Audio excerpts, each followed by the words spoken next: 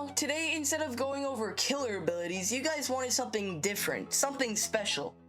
Survivor abilities. I will go over each and every single ability a survivor can have in a round, and like last video, how to use them. Now if you don't play Die of Death much, let me break it down for you. Die of Death is a simple retro-themed asymmetrical horror game, which means that the teams aren't the same, or just aren't split equally. I apologize for players who already know the game, so if I bore you, just skip to this timestamp. Anyway, when you spawn in as a survivor, there are cards that you can choose to prolong your fate, and you are presented with 3 cards that both have 2 abilities on them, and it's completely random which abilities you can get, with there being 11 total. Like I will be going over way later in the video, if you're lucky enough with the RNG, you might find yourself a colored card, which is called a synergy, and is a mix of 2 specific abilities to create something even more overpowered than the rest, but the cards with synergies have consequences to balance them out too. Now that I've bored you out enough already, let's look at the abilities. The first one that I'll be talking about in this video is the cloak ability. The cloak ability is simple, but hard to pull off if the killer you cloaked near is skilled. When you use cloak, it locks your other ability and allows you to go invisible, but there are some drawbacks. It's when you cloak, you get an effect called exhausted, which means that when you use stamina, it doesn't regen, and this lasts for 5 seconds, and you will uncloak after some time, or if you get hit by the killer. When you uncloak, you can't run or use abilities, so it's easy for the killer to destroy you. Oh, and before I forget, the cooldown is 40 seconds. When you cloak within 25 studs of the killer and uncloak 50 or more studs away, you get 10 points. Cloak is really good if you're in a chase or LMS theme, assuming you find a spot to run and hide away.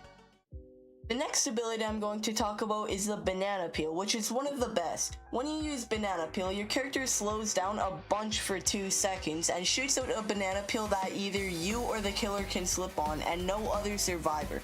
When the killer slips on a banana peel, they shoot up and get ragdolled, and the player gets 5 points for diagnosing the killer with potassium, and the killer is 18 seconds. When artful is the killer in a last man standing, the banana peel is spammable, having a cooldown of 1 second, and instead of the killer getting ragdolled, it deals 20 damage and knocks the killer back by a little bit. The banana peel is good for blocking off an area or looping the killer if you can time getting a banana peel on them right when they turn a tight corner where they can't see you. The third civilian ability I will yap about is Taunt, which is also very useful.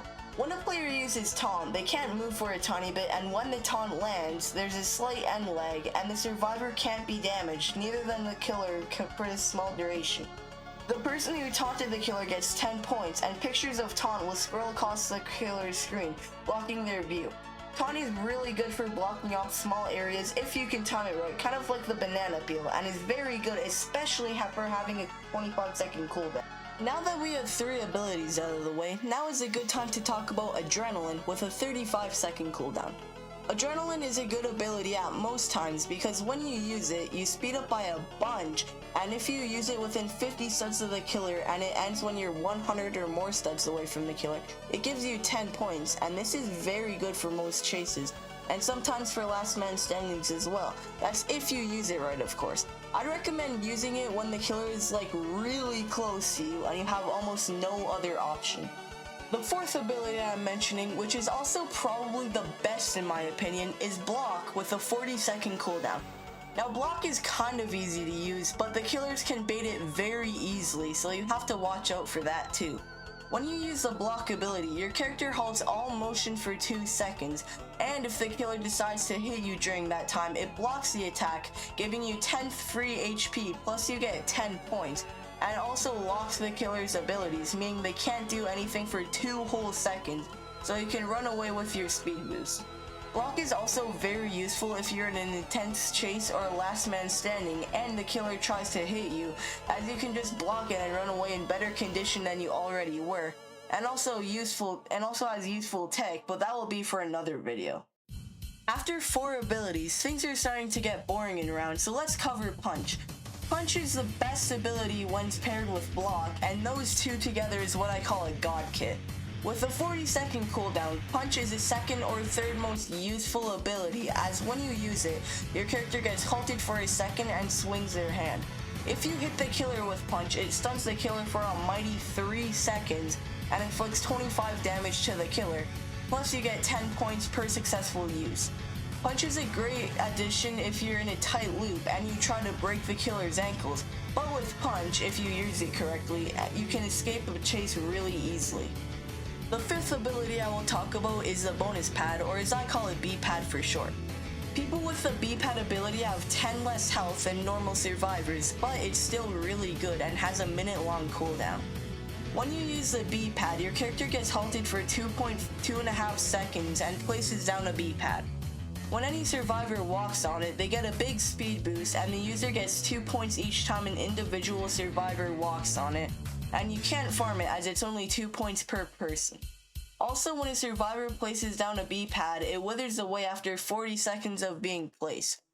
B-pad is a slightly good ability only if there's other survivors, because it's kind of a waste as I've seen no one survive it in a last man standing with a B-pad. It's definitely time for an honorable mention, the revolver. When you choose the revolver ability on a card, you get 10 less stamina, but you get a whole loaded gun, and when you shoot the killer, you get halted for about 2 seconds, and the bullet comes out. If the bullet successfully hits the killer gets stunned for 2 seconds, and the survivor who uses it gets 10 points. Revolver is decent in a last man standing if you're in a tight area and you need to get away, but the only part is that there's a 30-second cooldown, 15 for reloading and 15 after use. In a last man standing with a revolver against Killjoy, the theme that will play is Vigilante Shootdown, and the gun's reload time is only 15 seconds, and there's more than double the damage, doing 125 instead of the original 50 to the killer. This is probably the opposite of an honorable mention, but is still useful, known as the Caretaker. When you use Caretaker's ability on a survivor, it heals them by 20 HP and awards 5 points for each survivor that has been healed. The only drawbacks are that you lose 25 max health, resulting in 75 max health, and if you miss a heal, everyone's going to criticize you until the round ends. The cooldown is 30 seconds, and this even has a special last man standing theme known as Careless. Now it's time for the abilities that are absolutely pointless because they give you no points when you use them. Sure, they could be helpful at times, but there's no purpose in actually having them because it just slacks your points down by a bunch, and thankfully there's only 2 of these. The first pointless ability I'm going to explain is Dash. Dash is sometimes useful, like if the killer's right behind you and you're in a adrenaline situation, but you don't have it.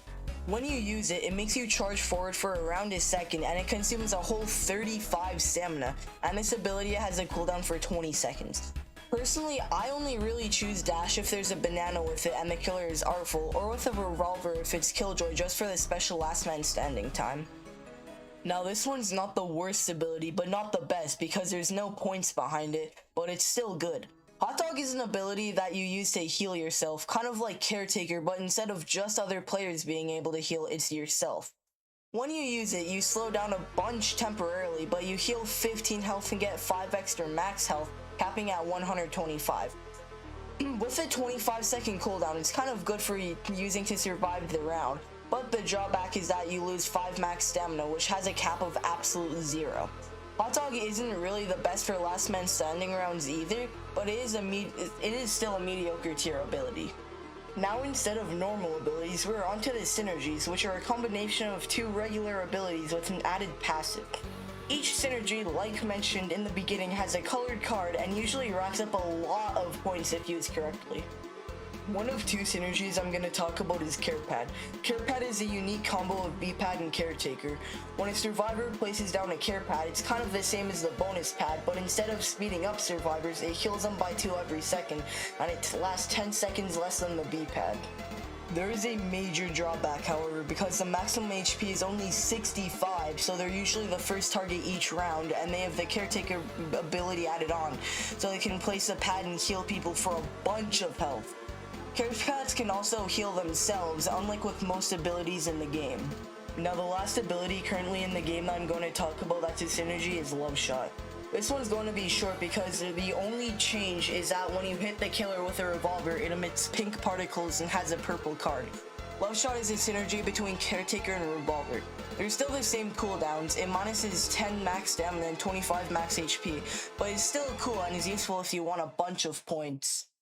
Don't think I'm done yet because there's still the upcoming abilities, and so far there's 2 different abilities and 1 synergy being added in the next update, confirmed in the Milestone 6 trailer. If you've ever played Live of Life before, you'd probably know about the Bugle ability. When you use it, you have to press certain keys in a short amount of time, and when you do everything correctly in time, it builds up, as for each correct press is an added 1.25x cooldown speed, with a cap of 2 times, and the buff lasts for 10 seconds. The cooldown for Bugle is 35 seconds, but the drawback is that the max HP is only 60, allowing for Bugle users to be an easy target as the effects work for themselves and anyone around them. When a survivor is being chased, you could make their cooldowns faster, and that would help out a lot. On to the next, we have the Pie ability. This was leaked only around a week ago at the time of recording this, so nothing is confirmed. Anyway, when you use a pie, you take out the pie and can aim it with an adjustable range. When you hit a survivor, you get 8 points and 15 points for the killing. When you throw a pie at the killer, it does 10 damage, slowing the killer and also covering their ability icons in jam, and also a pie model stuck on their face. When you throw it at a player, it gives them a defense circle and protects them, allowing you to have a 25 damage resistance. When a survivor is being chased by a killer, it could be really useful to sneak behind them and buff them. Now the last thing in the video, which is a synergy of Hot Dog and Pie, Sweet Tooth. Pie is completely normal in this synergy, but Hot Dog is changed around a bit. When the survivor uses the hot dog or replaced by a birthday cake, they swiftly regenerate 30 health, but instead of losing stamina, they lose 7 max health, making it way easier to die. Pretty much it for every single ability. If you want me to make a separate video on tech, like, subscribe, all that jazz. Now I'll see you in the next one. Peace out.